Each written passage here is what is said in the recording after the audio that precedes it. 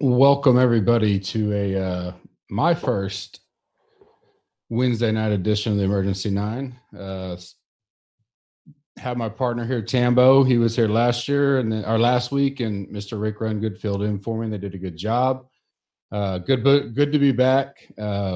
Little craziness in the last couple hours for me, but feeling a lot better now. So I'm ready to rock and roll, and I do have quite a bit of opinions and some changes for Monday. So the ones that are in or the ones that rewatch this later, I think will benefit some. And I think Tambo may feel a little bit the same, but let's get straight to that. Tambo, how are you doing tonight? I'm doing well. Another week of golf. It's the craziness of having 2-in-1 combo.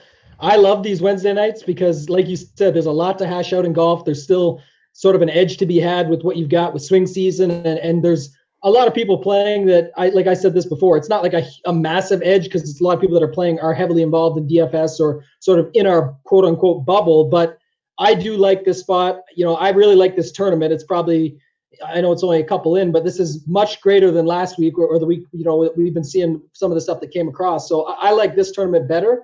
And I'm excited to talk about it, man, and see what you got for changes. I definitely have a few new opinions from the pod with Kenny on Monday as well. So yeah, excited for this, excited for football. I'm excited for football. So I know that's going to be an action-packed pod as well. One thing at a time, though, as golf is, as you go through the process, and I don't know if it's the second year doing this, golf and football at the same time, or more in-depth NFL coverage way more in-depth this year than last year from our side. It reminds you how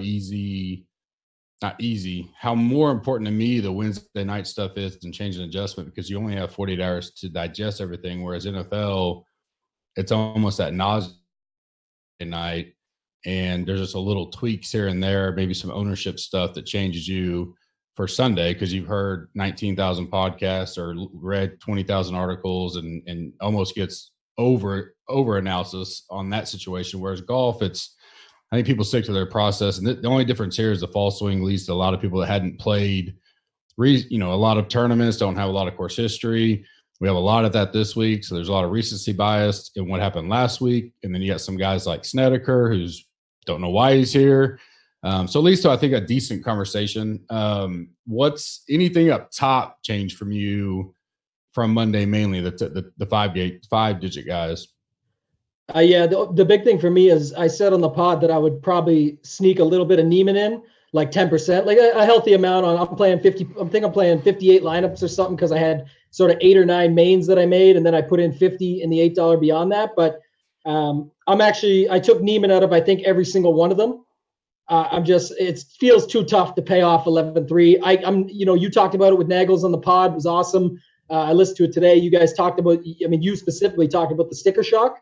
I agree 100%. You got to be careful with that. But the emotion of the big win, the fact that what he has to do, like I was surprised for him even to play this after he got the win. So I know that it's early. Try and bank a couple if he can. He's playing great golf.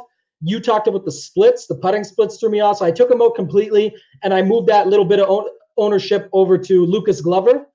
Come around a little bit on him just for the sort of the savings, right out of the gate. It's $1,100 in savings. I want to go a little bit more balanced roster construction this week. I don't love a lot of guys in the 6s down there. And then on top of that, getting the 6 out of 6 through, we could talk about that a little bit, have some thoughts there. But the little bit there, and then also a bit of a pivot because I think Im and Ann, and you've got in your ownership here, it's very close between Ann and Glover, and you got Im with the upper hand. I still think it's Im and Ann that come out as like a 17-15, and Glover's the 13-14. So I want to get a little bit of that Glover exposure. I'll still be underweight, but I just don't want to be dead if he shows up and continues what he can do. He's one of those guys that you talk about as that sticker shock that 10-2 isn't really that bad in this field for a guy that played solid golf last year. Mute. He finished strong, which that was a key point when I was looking at it. There was a few things from Monday that I didn't have time at that point to kind of digest the 6 of 6 and 5 of 6 and kind of the changes. And I do think there's a little bit of overreaction in the industry on what would have been the cut or wouldn't have been the cut. I think some people are forgetting, especially historically, this tournament was opposite field. And so you had a much easier field to go against for some of those up guys. But the other part is like, even this week you got, you're, whether it's 65 or 70, that's still a low percentage of 153 guys. So I think a lot of people paid attention and will continue to when key guys miss the number when they would have made it. So that's a kind of a talking point. I don't know yet. I mean, I need 10, 12 tournaments worth of data before I even call that a small sample size. So to use one and say, well, I'm really going to get conservative and build because the goal is going to be 6 of 6. I'm not there yet. I know you and Kenny went in depth about it as well, and didn't disagree with much of what you guys said, but I can see where Cash may have a different cash point moving forward because of the builds they used to have, especially in golf compared to football. I'm not a cash guy, so I can't comment on that like Kenny kind of went in depth on, but from my end, I didn't approach one thing this week thinking, okay, I got to make sure I try to get 6 of 6. That guarantees me, because this week you could wind up having the same percentage as we had, 6 weeks ago. So I can't make a decision. Have you changed any thoughts, or has anything went into that? A little bit, yeah, that you brought up. And as I said, I'll speak on a little, is that I'm the same as you. I'm not sitting back saying, oh my God, I got to figure out how to get 6 out of 6 through now. It's going to be so much tougher. We were, a few strokes this way, a few strokes that way from having 84 people through, because the cut line could have moved and whatever. We've seen that last year. You could still end up even with no MDF where there's 80 guys that end up getting through. It just depends on how the strokes shake down. That was a unique week in the sense last week. But I think what it stands to point out, and what I, have mentioned all last year, if you guys follow, is that I still think the balanced construction comes out better more often. I don't have the full data set on it. I know we could go back and look, but I talked about it at majors with guys where, literally, Tiger or Brooks could have won at certain tournaments and then not been on the winning lineup. I think when you dip into like the 6,500 and below range, regardless of the fact that there's 90 guys out of the 156 or something down there, I think you're still fishing too much and you're looking for that, gem in the rough that then you forget you still got to get the other 5 right. So there's still more factors to that. So I don't really think anything beyond that. I was like you. I'm looking to build my lineups to have 1, 2, 3, 4, 5, 6 in it. So when I put a lineup together, I'm putting together the lineup I think can get there. I'm not saying, well, this guy's good enough to round it out and hopefully he makes the top 65 and hopefully the new MDF rule doesn't screw me. It's just a matter of I still like the balanced builds, and we saw it last week with that 9K range, just pounding it up. You could have just went from there to 7. And you would have had a lot more 6 out of 6s in your book. I think I can agree with that. I was kind of the opposite on the 6K range because I went back, I think 20 tournaments from last week on. This is one of the highest number of guys in the 6K. There was a lot of mid 80s, high 80s, but if it's not the highest, it's one of the highest. I think it's 38.42% or something like that is 7,000 or above. So yeah, again, my philosophy on some of that stuff is I don't try to get caught up on the value. I mean, the pricing and where I have to feel like I get cheap. I mean, if I really like a guy and he's 64 and there's a guy that's 2 notches below at 72, my mind never thinks like, well, this guy's 72, so he's got to be better because they priced him that. I don't think you do. I don't think you do either. But no, you got it. You got it. Yeah. I just build. I mean, I've never built with prices. I don't even look at prices until I start building. In a sense of construction wise, because I'm building a model. I mean, I know how you bucket yours similar in that way, and so I will as well. So, but it did surprise me. Like I think people think when they dip down to the 6s that it's like, man, I'm reaching too low. But this week, if you don't like. You're probably going to be caught up. There's only so many combinations, especially guys going when you 7,000 or above, right, which could bring Neiman into play. And if I felt Neiman, I'm going to do MME a little bit with a bullet in like the 200 and stuff like that. I hadn't decided on him because I don't really like him because of the putting split and then some of the other stuff. But like if I was on him this week and I saw a huge leverage, I don't remember what I had him at. I think it was like 11% or so. 12.3. Yeah. Yeah. Okay. So, and I think I'm on the high side there I do. a little bit, but I think he'll probably come in maybe sub 10 potentially. I do think, because I tried to, when I'm doing the projections, I try to do a little modeling on how people may build to kind of get my final numbers. And I think people may go down lower this week, a lot of mid 7, low 7s, and they'll wind up going, I can build all these guys and still get Neiman in. And if he's going to be the lowest stone up there, I might slip him in some. So that's why I kind of bumped him a little bit to 12, but I just don't really, I like the fit other than the kind of the putting stuff. And I'm like, in this type of tournament, coming off a win, that gives me kind of two negatives to go against. So I can see that. I do want to clarify too. Yeah. To just clear it up, because this is good strategy talk for people, even if they're listening back later on, Gup, is that I'm talking in grand scheme of things. When I'm talking about this balanced lineups and the pictures, like talking like at majors, we've seen it because they have so many good players priced in the low 7s that the actual quality of them is good. In a field like this, I've got no problem digging in because, like you said, the guys at 7,200 and 7,500, some of them aren't necessarily that much better than the guys at 66 or 6,800. You got a guy like Doug Gim at 6,600, and then you go look at a guy like, I'm not saying he's a Doc Redman, and I love Doc, so he's a bad example to use. But I'm just saying there's young guns that are at 7,200, and there's a Doug Gim at 6,600 who just did his thing to get in. Is there really that big of a gap? I don't know. We'll find out. But in a week like this, I'm okay dipping down a little bit more. I'm just saying on the grand scheme of things, if you want more 6 of 6s, it seems like this year when the tournaments get to the regular season, the balance structure will come out a little bit stronger for 6 out of 6 percentage. Again, no guarantees, just what I'm seeing and what I saw last year and talked about a lot. Yeah, I mean, this will be a good week to kind of see the gauge. I want to see I don't know if I think I have it pulled up on something else, but what the final, and maybe in the $5 one of those, the final 6 of 6 percentage, what was it? Because I was obviously off the radar. Oh, it was low. I want to say 3%. Maybe I'm way. I didn't even look because it was so bad. I had none. But I played I only played like 12 lineups last week in the $44 because I was just easing myself in, and I put them in the $8 as well. I came in 50th in the $44 out of 2,300 people with a 5 out of 6, and a guy, your boy Stefani, sitting at +9.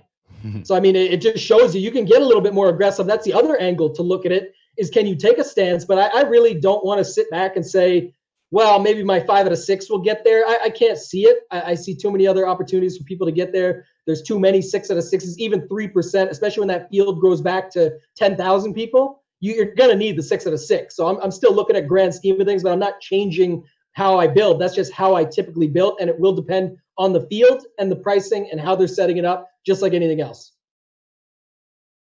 Yes, I do agree with that view and what you said.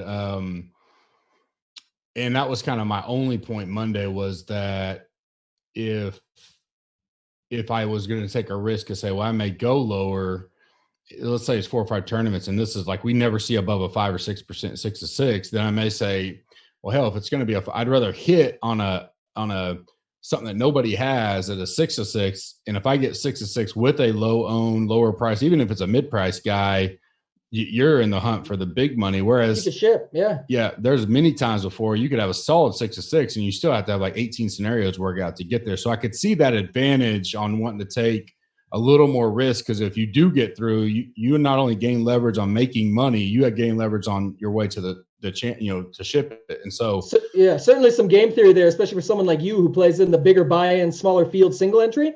It's again, that's not my expertise by any means. So I've deflected over to you, but it comes down to, can you take that 6th spot and go, well, holy shit, I got a 2v2 here I can do, where I go off these 2 safer plays and end up getting the guy that I really love as my 5th man.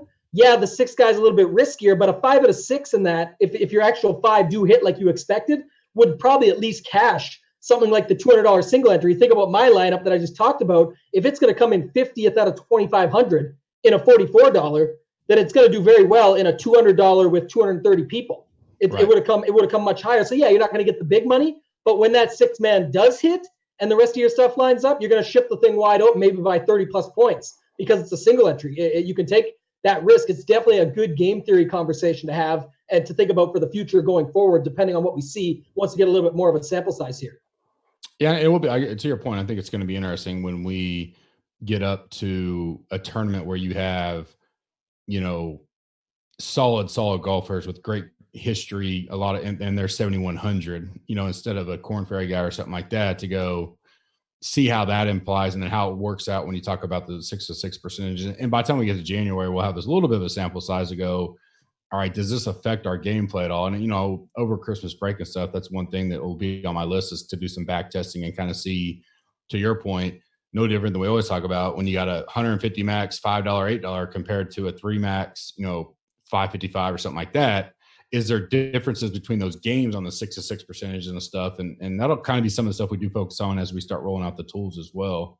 Yeah, I love that idea. Like in a 3 max gup where I could just take, almost make like my favorite lineup that's more balanced, make like my, stars and scrubs or whatever. It's whatever you think for the week. I'm just saying an example. But then in my third lineup, going like the 5 and 1 that we just talked about, because you got 2 other good shots that you're very comfortable with that can sort of squeak their way in or take it down. And then you've got that lineup where you can just take that extra risk with out of your 3 max. That's another way to look at it, where your other 2, or at least one of them, hopefully cash well enough to cover your week, if not more. And then you've got that backup plan where you can take that little bit of risk. So I love some theory and conversation around strategy like that for as we continue to go through the fall swing here. Agree. First kind of question was, I'm curious about the thoughts on Bryce Garnett. Haven't heard him mention much anywhere. Seems like a good pivot in the 7,000s. I don't think he hadn't been on my radar. He's not terrible. So he came in at 54th. T36 last week, T6 at the Wyndham. He's played here 3 out of the last 4 years. One miscut, a top 10. I don't see anything there to tell me no. Do you have an opinion at all? No, it's more of the range. I mean, certainly a good pivot because, what you got there is, the Shanks, the Redmonds, the Sheltons, the Strakas, all these guys. So, and he can hit. I mean, you've played him before. I've seen you play him on some of your big rosters where he's your sixth man and he gets in at like $6,400 on a Plotter's Paradise. The thing about this course is you never know, right? Champ 1 year, Armor the next. You guys talked about it on the Smash Factor. It can be, or Armor before, whatever, you know what I mean? It can be a plotter guy like that goes around. I don't see immense upside in that guy ever. And as Kenny and I talked about on the pod, I'm still looking for the guys with a little more upside. I think, I know it's in your final thoughts and people will see it, but Redmond is just too cheap for me. And that's sort of one where I'll be different elsewhere. I just don't care. And if he burns me, he burns me. It's nothing to do with you. It won Gups Corner 500K in the past, or you had the early sight on him. Like you did. And that's awesome. And I appreciate that. We all do. But he's just a great golfer, man. And this is the type of spot where he can shine at $7,200. He was on fire last week. So you only have 1 week of sample size, but he was on fire last week and just couldn't get the putter going. I believe he's slightly better on Bermuda. So again, that's always whatever. It can happen or it can't. The splits matter to me, but it can be hit or miss. Maybe they show up 1 week, maybe they don't. But there's just too many guys in this range that I like more than to go to a Bryce Garnett, unless you got 25 plus, and even then he didn't make my 50. So I'm not gonna lie to nobody. It didn't make my pool. Yeah, it won't make my pool. The Redmond deal surprised me, and I think I bumped him a little, mine, just because I was thinking, there's going to be way higher on the ownership than what he actually came into. I'm interested to see with the final number because I felt like he was going to get talked up a lot. I haven't listened near to the industry like I normally do in a week. I've been pretty swamped since being back. So if he comes in 14%, I will have massive leverage on the field. So I'm all for it, but I wouldn't be shocked if we wake up tomorrow and he's 18% or something. Fall swing is very difficult to gauge because you just don't get as much engagement to go off of. And then you have, one thing I factor, you have smaller overall pool size, not necessarily the maxes and everything. And I think that can change mentality. And I think you may have, I didn't get to do ownership last week, so I didn't have anything to base it off of, but I think you can have a lot more clusters of guys that wind up all being about the same percentage and relatively high, which leaves you a lot of room for value.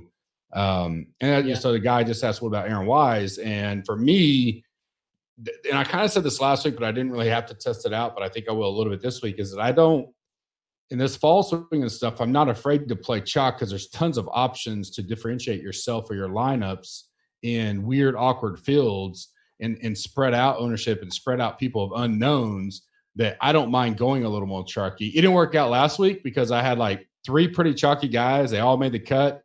I had another guy that was solid. My second batch was kind of solid, so I had a couple of 4 or 6s, and I just completely missed my darts. All of them were, it was like you said, Stefani, but there was like 4 of them, and they all missed. And like Landry stormed back Friday, and then I don't know what he finished, but he was almost there, but he missed. And I think he missed on the number, or -2. He was very close. -3 ended up getting cut, and that's what we thought he was getting through. But I think Landry ended up finishing at -2. Very close. What do you think about Grayson Murray? I do still like him a little bit. I gotta check my numbers here and see what I ended up with. Yeah, very small. I got about 8% of him. Flyer threw him in. There's again that sort of range in that 76, 7,700. You still got Matt Jones, Sam Burns, Munoz is just a little bit more. So I liked him a lot better last week when he was like 6,800. I talked about him on the pod, and then Rick and I talked about him again, but not as much this week. Just more of a flyer. I'll be right about Field. It looks like based on your number. Yeah, 100%. I think I don't know if I'll get there yet. I do like him. You have to ignore the long-term stuff with him because he went through such a slump. So he's not real high in my rankings, but I could see if someone thinks he's coming into form. I agree with you. The dollar amount almost makes me want to play him because I think if he's 6,800, then people would jump back on, kind of like you talked about, when 76 may push some off. Very similar to a Bronson Burgoon. Like he was my sticker shock for me. I was like 8,200. Like I know that dude was on one of my first 100K teams. So I'm a Burgoon lover. And he's right there with Arm.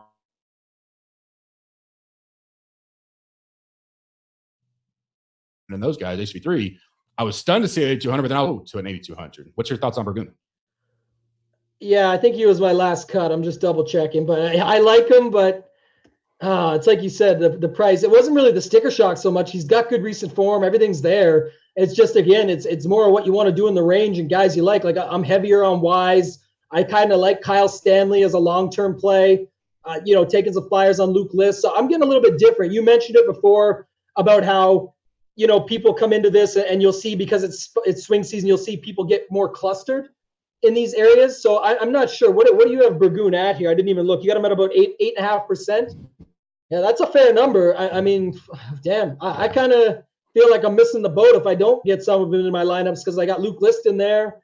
I got Kyle Stanley, and I'm really heavy on Wise. So the only thing I made sure of with Wise that you mentioned it earlier was that I don't want to play too much of the chalk together, right? Like last week was sort of the same deal. You could play like Neiman, Ann, and Im all in that 9K range, but if you're going to play a lot of chalk together, you kind of got to commit to it.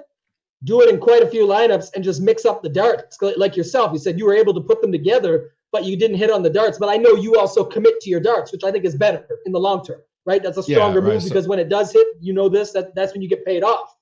Yeah, I had Neiman and Hovland, and if I'd hit the darts, I would have been my top 3 guys all finished in the top 10, but just missed on the darts and so I'm fine with it. So Derek, just to answer your question, I would use Wise in a single entry. But I would be cautious of who you have around him in the single entry because if you go too chalky, especially a single entry, which is probably a low pull number, it could cost you leverage on the field. But I'm not against Wise in a single entry by any means. I don't want to see like myself anyway. When I'm going back and looking at my lineups and going through them, I don't want to see like a Wise, Shelton, Scheffler.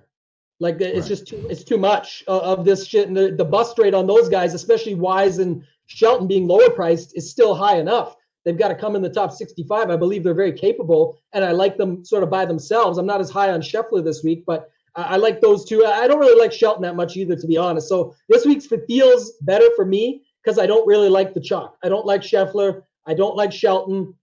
I'm not big on Connors. So, I'm quite low or fading some of the chalk this week, and I'm hoping to get paid off. But I do like some of the other guys around them a little bit more that I think people won't really play.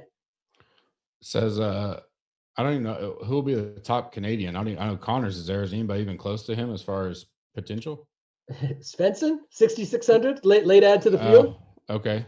I don't know if you will. It's pretty much going to be Connors, but Connors is up there for a reason. It's just, to me, it's all price with him. It's not even sticker shock. The guy's one of the best ball strikers in the world at times, and we've seen it.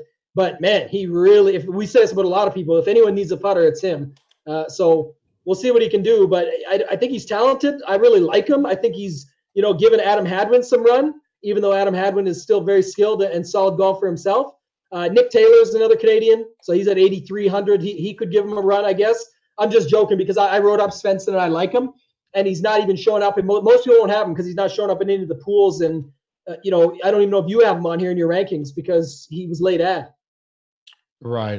The final ones I may have. I don't remember if I got him in or not. David Hearn, I guess, is another one too. But yeah, no, I like Svensson. They didn't price him enough, 6,600. Definitely don't mind him. Any interest in Peter Uihlein? I know you and Kenny talked about him a little bit Monday. Have you? He didn't hit anything for me, but I don't remember one of you guys mentioning him. I think.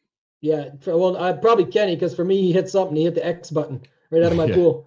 Gone. Yeah, he's like top. Not even. He's barely top 120 for me. So whatever he does, good for him, man. I never care about Peter Uihlein. So. Yeah, I mean, I didn't. Did you have any thoughts on Patton?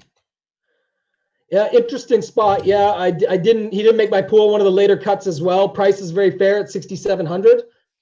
Like I said, I can find lineups up with Doc Redmond being my sixth man that are very nice. That are very nice lineups. And again, I know I keep mentioning him. I'm not like super overweight on him or anything because you've got him here at around 13. I think I got him at 20.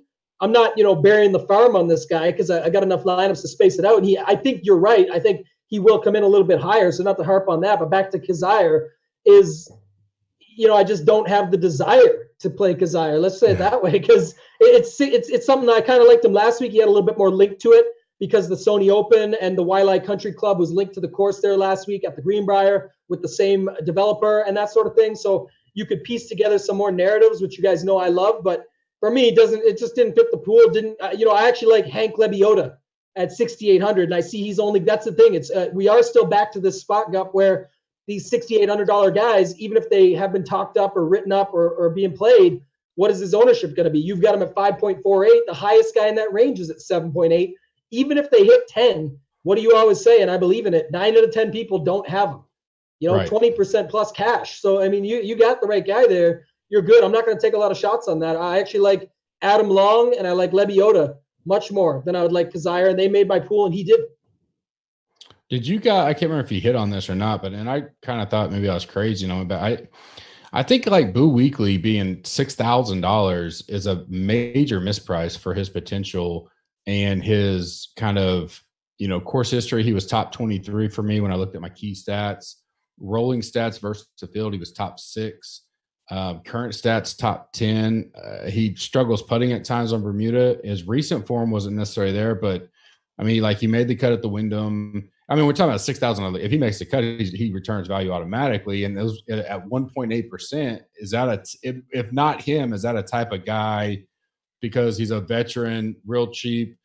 This is a style, of course, he seems to have prior success on. Is a guy you'll take a risk on, regardless of thinking I'm paying dead men for him because it could free up some sexy lineups if you go him. And that's the thing, yeah. You only got to put two. Yeah. Two out of 40, and you're still leveraged on the field, which sounds asinine, right? Right, and that's you make a great point, and that's why it didn't make mine because, like I said, I feel really good about my lineups and where I'm at with my construction process this week.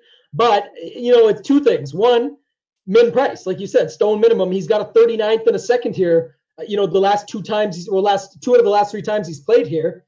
His recent form sucks, but that's priced in. That's why he's $6,000. And to another point, no jokes, but the guys at $6,000 that pop in your fucking model here, they always seem to just make the cut and go off or something. So I actually am debating that. I was going to make a joke about that when we popped on here and you got to it first, of how is Boo Weekly always popping in your model at like $6,000 or 6,400 or whatever. Something's built into your model. I think you got a soft spot for him, Gal. I agree. And I was like, when people like that pop, I always I look around to say, okay, am I just way off? And he's 2 spots below Redmond. He's right there. I mean, and he actually moved up from Monday's model. He was 15th and went up to 8th after their adjustments for some course history stuff and key statistics I deep dove into. So I was like, whatever. There's other guys around him I love too, so it can't just be him. But those are spots that, and you said it earlier, and it's a great point. And we're going to wrap it up here in a minute, so we can take a quick break. I obviously need to get some water and stuff, get ready for the big football. But I tend to, when I build, I don't try to get so cute around this guy, pivot this guy, but I may find a cluster of guys that I just go, I'm majority off these guys, and they seem to be fairly chalky or high up there. So for you, it seems to be a lot of the upper end range. Yeah. And you go, if I fade these four and then just blind nut build 40 lineups and I'm 100% off these guys, odds are I'm going to have some kind of leverage, and I don't have to think about every single guy. I just go, here's a chunk of guys that I don't even care for. I'll X them out, use a little Bobby Burger they'll get the red X on the old football card and go, now I can just I'll build freely, because instinctively I don't have to worry about too much chalk, because I just cut out, a pretty section of the, it didn't have to be a lot of guys. It could be like 3 in some weeks, but your stand on Connor, Scheffler, and those guys let you build freely otherwise. Yeah, I got no Neiman. I got no Neiman. I got no Snedeker. I've got about 10% Scheffler, which I know will be underweight massively. He is the type of guy I feel can burn you and just crush the whole field. It happens, right? I just don't like that he's not really an excellent putter, and he putted all right last week, and I don't think that might continue. I don't know if that'll continue, but he's 9,900. It's priced in. Connor's, again, same thing. So once I'm off those 4 guys, even though I got a little bit of chalk and Benny Ann and Sung Jae and Wise, as long as I'm mixing it up between, like I got some Von Taylor in my lineups. I've got some Emiliano Grillo in my lineups. Like I still like these guys for upside. Kenny brought up some good stats on Austin Cook. So I took like an 8 or 10% on him. Just fly him in there at 9,000, where it's the bottom range when everyone's on the top range. That's what I like doing. So I'm mixing it up a little bit within the tiers, and I'm never fading. Like, this, I'm the biggest, talker at this point is that, I never fade someone just because of ownership. There's something I look to find or a pivot around it for a reason, and then think about what the field's doing, how they're building their lineups, and then adjust to that. And that's what this came down to with these guys, how I like my builds. No, and I agree. I think that's a great point. I don't really think there's. Do you have any Cage Lee thoughts? Wes Roach? These are just a couple guys here late before we cut it off and then jump back on here in about 20 minutes. Is there anybody like super off the radar low that you just think this is a good spot that they, like don't want to call it the Doc Redman call, but is there anybody that you have switched just almost completely from Monday? I'll put that way, because they can go back and watch Monday spot if they want. Is there anybody that you're just like, man, I've deep dove and I'm completely different now? No, I do more ads than I do changes. Normally, my initial thoughts are, pretty strong based on seeing what I'm seeing. I don't go too against that, but I definitely add more guys. So some of them I just mentioned that I wasn't on, like I said earlier at the top of the show, the Glovers, the Von Taylors, the Grillos, I wasn't as high on them, the Austin Cooks up top. Down low, I got a little bit more Tyler McCumber, who I talked about a couple weeks ago. He's won on the Mackenzie Tour. He's won on I believe he won on the Korn Ferry Tour or the Webb back when. He's got some numbers. His dad was a pretty good golfer, so I like his up and coming. And then who else did I add here? Couple more guys I'm thinking of, but just they're not popping off to me. I don't got my numbers right in front of me here. I agree on some. Harry Higgs. Yeah, I agree on the extent of. Yeah, Higgs was up in mine. So like Champ, Cameron Champ, that is. You're going to give me him at less than 6%. I was already kind of leaning playing a little bit, but if I can play 8 to 12% and have 1.5 to 2x on the field, I liked him already. It just strengthens the amount I want to play him, seeing those type of deals. And that's kind of how I moved from a Monday to Wednesday. DJ Trahan, I thought he was going to be a lot chalkier. He's showing 8%. These are guys I like. Wise is the biggest one for me. I got to make a decision on. He's obviously, I think, number 2 overall in ownership, 24%. And if you're doing 40 lineups, I want to have leverage. Now he's got to be a pretty big core. And he's a guy that I like, and I haven't bet to win. So I'm like, all right, if I just move off him, I could probably build pretty freely, but I believe enough in how he plays, and he loves Bermuda that I might not move off of him at all. And it may just be a decision I go to and go, I'll just be 25% level with the field, and I'll do my deal and go a little bit of Neiman, or like you kind of did, a little bit of Glover or something like that, and change it up. Yeah, I got about 40% on Wise right now. So I'm not dead if he misses the cut, but I got 60% of my lineup still built accordingly to if he doesn't go off. But I'm also almost pretty much a full fade on Champ. So that was one of my main pivots of the week. I thought Champ would get more popularity just because before, but obviously it's swing season. Whatever anybody talks up becomes the norm. So Wise got all the ownership. That's fine by me. You heard my stances elsewhere. I'm taking my stance on Wise. I like his upside. I think he's severely underpriced at 8,500. I'm getting overweight on that, but I got no problem with what you said, where you just get level to the field. It's kind of like how I'm a bit scared of Scheffler and had to get my 10%. I'm underweight, but I don't want to be dead on a guy like this because, like you said, Wise does like Bermuda. And I don't know if he can blitz the field, but we've seen it before at the Byron. He did not let back. Even with Mark Leishman on his ass, he kept it rolling, and he got his first win there. So this would be a spot that I could see him do something like that again. Yep. All right, boys. I put my final thoughts out, final ownership. I think all your articles are posted for golf, right? Yeah, posted overnight. It was a strong article. So if you listen to this, you want a little bit more, I really recommend going back to it. I put some more points, some game theory, some exposure percentages, and then I put two treasures at the bottom there that we hit on a little bit tonight, but I put more in depth of why I'm on them with those two. Okay, I think I cut out there. My bad. Yeah, you're good. Yeah, okay. Yep. We're going to be back in about 20 minutes and talk a little coin flip and NFL football. It'll be exciting, and we'll go for about 45, 50 minutes tonight. So we'll see you then. Awesome.